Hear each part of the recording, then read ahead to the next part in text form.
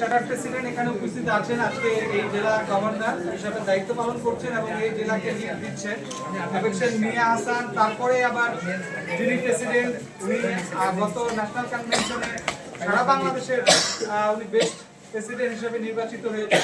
তার পূর্বে আবার ওই আমাদের মিয়া হাসানও যখন ক্লাব প্রেসিডেন্ট ছিলেন সারা বাংলাদেশের বেস্ট প্রেসিডেন্ট হিসেবেও নির্বাচিত হয়েছেন এবং বর্তমান যিনি প্রেসিডেন্ট হিসেবে দায়িত্ব পালন করছেন আমি খুব অবাক হব না যদি আমি শুনি যে উনি বেস্ট প্রেসিডেন্ট সারা বাংলাদেশ।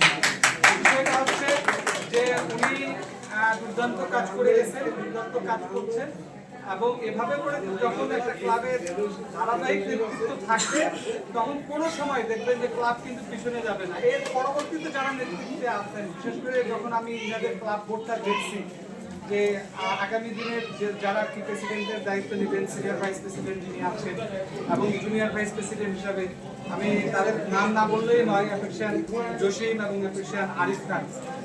মানে এভাবে করে আসলে নেতৃত্ব তৈরি হওয়া এটা চারটিখানি বিষয় না, একটা টিম ওয়ার্ক লাগে। এভাবে করে আমাদের জেলা 3-এর যে ক্লাবগুলো আছে আমরা প্রত্যেকেই বিষয়টা হলো কি ভালো জিনিসকে আমরা গ্রহণ করব, ভালো ভালো জিনিসকে গ্রহণ করতে বা সহযোগিতা নিতে এটা কিন্তু ছোট হওয়া না বা কারোর কাছে ইয়া হওয়া না। আমরা এভাবে করে আমরা জেলা 3কে আরো বেশি সমৃদ্ধ করব। আমাদের জেলা 3-এর অনেক ঐতিহ্য আছে এবং জেলা 3-এর আমাদের মুরব্বী অ্যাফেকশন রেজওয়ান সাইদি ভাই আজকে এত ব্যস্ততার মধ্যেও যে উনি আজকে আমাদেরকে সময় দিয়েছেন আমরা কৃতজ্ঞতা জানাই। সাতকানিয়া ডাকেন, সাতকানিয়া শুভেচ্ছা দেওয়ার জন্য বলবেন।